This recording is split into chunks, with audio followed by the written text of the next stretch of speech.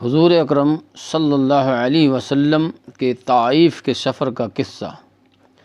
نبوت مل جانے کے بعد 9 برس تک نبی اکرم صلی اللہ علیہ وسلم مکہ مکرمہ میں تبلیغ فرماتے رہے اور قوم کی ہدایت اور اصلاح کی کوشش فرماتے رہے،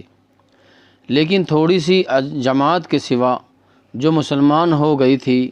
اور تھوڑے سے ایسے لوگوں کے علاوہ جو باوجود مسلمان نہ ہونے کے آپ کی مدد کرتے تھے۔ اکثر کفار مکہ آپ کو اور آپ کے صحابہ رضی اللہ عنہ اجمعین کو ہر طرح کی تکالیفیں پہنچاتے تھے، مذاق اڑاتے تھے اور جو ہو سکتا تھا اس سے درگزر نہ کرتے تھے۔ حضور صلی اللہ علیہ وسلم کے چچا ابو طالب بھی انہی نیک لوگوں میں تھے جو باوجود مسلمان نہ ہونے کے حضور صلی اللہ علیہ وسلم کی ہر قسم کی مدد فرماتے تھے۔ 10ویں سال میں جب ابو طالب کا بھی انتقال ہو گیا تو کافروں کو اور بھی ہر طرح کھلے مہار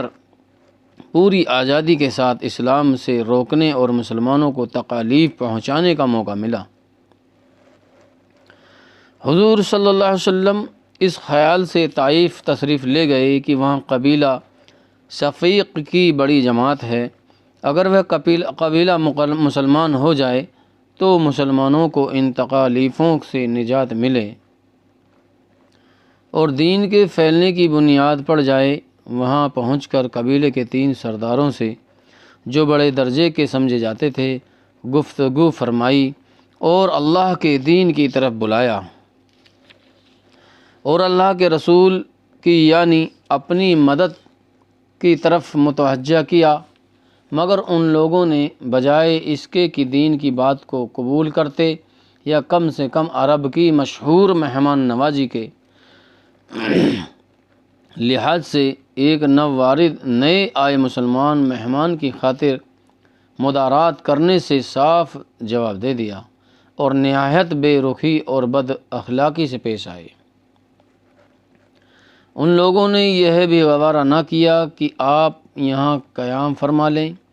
جن لوگوں کو سردار سمجھ کر بات کی تھی کہ شریف ہوں گے اور محجب گفتگو کریں گے، ان میں سے ایک شخص بولا کہ اوہو، آپ کو ہی اللہ نے نبی بنا کر بھیجا ہے۔ دوسرا بولا کہ اللہ کو تمہارے سوا کوئی اور ملتا ہی نہیں تھا جس کو رسول بنا کر بھیجتے۔ تیسرے نے کہا میں تجھ سے بات نہیں کرنا چاہتا، اس لیے کہ اگر تو واقعی نبی ہے جیسا کہ دعویٰ ہے تو تیری بات سے انکار کر دینا مصیبت سے خالی نہیں، اگر جھوٹ ہے تو میں ایسے شخص سے بات نہیں کرنا چاہتا۔ اس کے بعد ان لوگوں سے نا امید ہو کر حضور صلی اللہ علیہ وسلم نے اور لوگوں سے بات کرنے کا ارادہ فرمایا کہ آپ تو ہمت اور استقلال کے پہاڑ تھے، مگر کسی نے بھی قبول نہ کیا، بلکہ بجائے قبول کرنے کے حضور صلی اللہ علیہ وسلم سے کہا کہ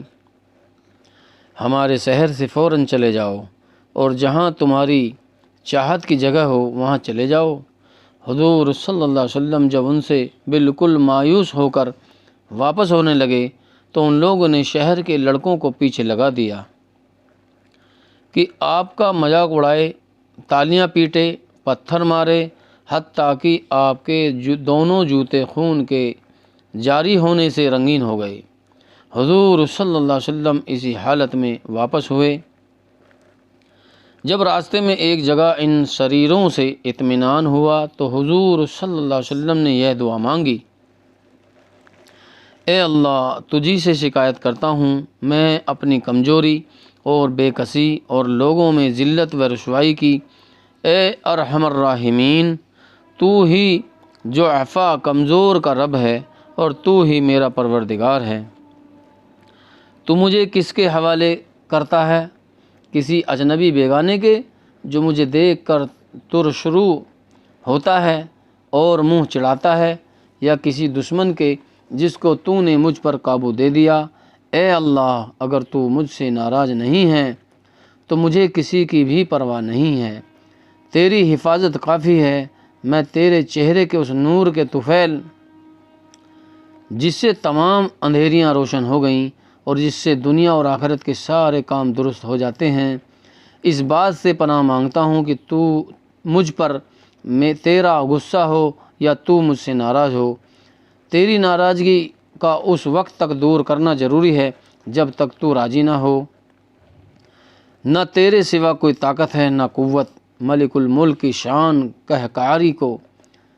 اس پر جوش آنا ہی تھا کہ حضرت جبریل علیہ السلام نے آ کر سلام کیا اور عرض کیا کہ اللہ تعالیٰ نے آپ کی قوم کی وہ گفتگو جو آپ سے ہوئی سنی اور ان کے جوابات سنے، اور ایک فرشتے کو جس کے متعلق پہاڑوں کی خدمت ہے آپ کے پاس بھیجا ہے کہ آپ جو چاہے اس کو حکم دیں۔ اس کے بعد اس فرشتے نے سلام کیا اور عرض کیا کہ جو ارشاد ہو میں اس کی تعمیل کروں، اگر ارشاد ہو تو دونوں جانب کے پہاڑوں کو ملا دوں جس سے سب درمیان میں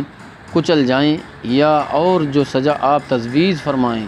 حضور صلی اللہ علیہ وسلم کی رحیم و کریم ذات نے جواب دیا کہ میں اللہ سے اس کی امید رکھتا ہوں کہ اگر یہ مسلمان نہیں ہوئے تو ان کی اولادوں میں سے ایسے لوگ پیدا ہوں جو اللہ کی پرستش بندگی کریں اور اس کی عبادت کریں۔ فائدہ یہ ہے اخلاق اس کریم ذات کے جس کے ہم نام لیوا ہیں کہ ہم ذرا سی تکلیف سے کسی کو معمولی سی گالی دے دینے سے ایسے بھڑک جاتے ہیں کہ پھر عمر بھر اس کا بدلہ نہیں اترتا۔ ظلم پر ظلم اس پر کرتے رہتے ہیں اور دعویٰ کرتے ہیں اپنے محمدی ہونے کا،